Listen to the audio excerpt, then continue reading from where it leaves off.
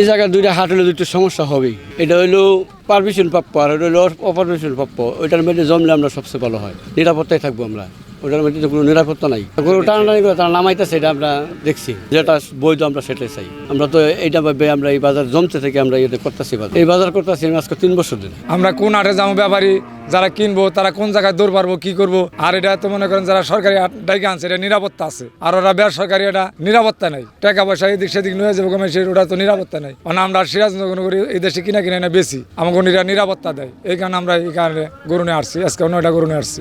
বৈধ এটার মধ্যে আমরা আছি, এটা আমার নিরাপত্তা আছে। আমাকে টাকা পয়সা এদিক সেদিক যারা দেখশন করবো এটা ডাকে আনছে, আমরা এটার মধ্যে নিরাপত্তার মধ্যে আমরা চাই বা থাকবো। আমরা যারা গায়ে জোরে ওটা আনছে, যারা ওইটা ডাইকে আনছে সরকারি হাট, এটা তারা বুঝবো কিভাবে কি করবো, এটা তারা বুঝবো। এই যে হাটটা দুইটা হাট লাগাইছেন আপনারা, আমগো ব্যাপারী গো ভিক্ষা নামাই দেবেন। এই পাড়াবাড়ি করিয়া এই যে আমি 20টা গরু আনছি আমার বাড়ি এই জায়গায়, 20টা গরু আনছি। 20টা গরু 2,000 করে লাভ হলে 40,000 টাকা। এই যে দুইটা হাট দিয়ে আপনারা যে গন্ডগোলটা করতেছেন, এই ব্যাপারী ওরা রাস্তা নামিয়ে জমিন বেচার পদ্ধতি করে দিয়েছেন। এই বাজারটা কি কারণে আপনার এই দ্বন্দ্ব করতেছেন, আমাকে মারতেছেন, এই কথাটা আমার বোঝান। এক কানে এক বাজার দুইটা বাজার হয় কিভাবে? এই বাজারটা তো ডাক জানছে সরকার দিছে না। ওই বাজারটা কি কারণে দিয়ে এই যে রাস্তায় গন্ডগোল, গরু আটকানি, গাড়ি আটকানি, এটা কি ঠিক? এইটা আমাকে মারণের একটা পথ করে দিচ্ছেন আপনারা। আমাকে যে মারণের পথ, আমরা 20টা গরু আনছি 24 লাখ টাকা। এই যে আপনারা গন্ডগোলের রাস্তাঘাটা করতেন, একটা দুর্ঘটনা হইলে যাই হবে, আপনার হইবেন কেউ কেউ হবে? এই 20-25 লাখ টাকার দায় যদি একটা গন্ডগোল করে আমাকে লয়ে জায়গা, এই দায়টা হইব কারা?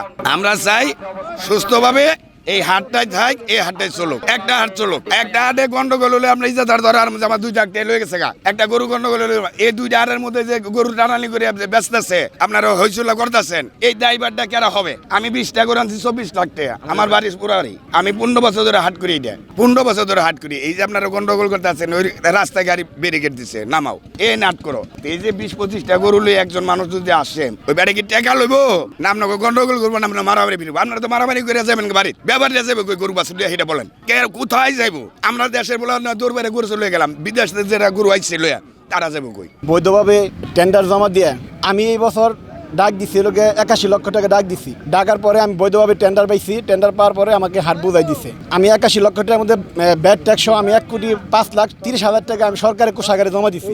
এই যে হাটটা ওই পাশে যারা নিছে, ওনারা এই বিগত 10-12 বছর কমপক্ষে 20 থেকে 30 কোটি টাকা সরকারের রাজস্ব ফাঁকি দিছে। ফাঁকি দেওয়ার পরে এখন আমি এখানে হাট বৈধভাবে করতেছি। ওনারা এখান থেকে ওইখানে দরখাস্ত দিছে। ওনারা এই একই হাটের নামে, এই জামালপুর 4 রাস্তা কিন্তু একটা হাট, এই একই হাটের পাশে একবার দেখেন, আপনারা দেখছেন, ওনারা বলতেছে আমরা মৌসুমি হাট আনছি। ওনারা এটা বইলা বিভ্রান্তি ছড়িয়া ওনারা ওইখানে হাটের বলছে পারমিশন আনছি, এটা বলতেছে। আসলে আমি ইউনো সাহেবের কাছে বলছিলাম, না আমি কোনো পারমিশন দেই নাই, উনি আমার সাপ বলে দিছে।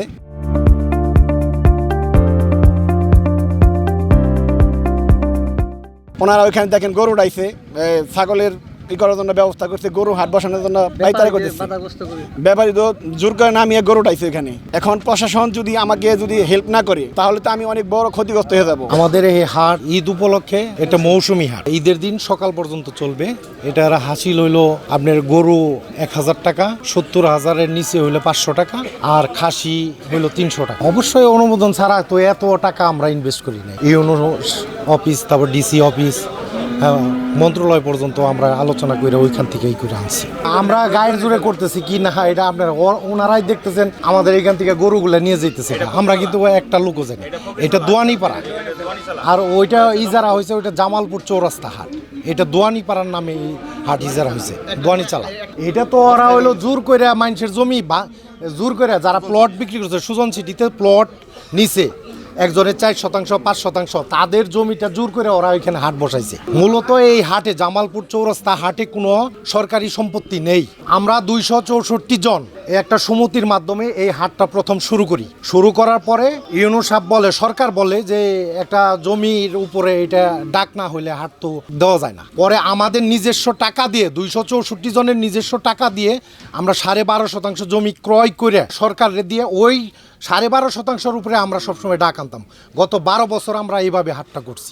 এই বছর আমরা পাই নাই, ওরা এই হাট 81 লক্ষ টাকা ডাকছে ব্যাট ট্যাক্স সহকারে। এটা মনে হয় 1,05,30,000 টাকার মতো ওরা সরকারের কোষাগারে জমা দিয়ে, যে হাটের জমি শুধু 12.5%। সেটাও এই জামালপুর 4 রাস্তা যারা হাট নির্মাণ করছে, তিল তিল করে শ্রম দিয়ে এই হাটটারে আজকে প্রতিষ্ঠিত করছে সেই হাটটা ওরা টাকা আর বাহাদুরি দেখিয়ে 12.5% জমির উপরে এত টাকা দিয়ে ডাইকে নিচ্ছে।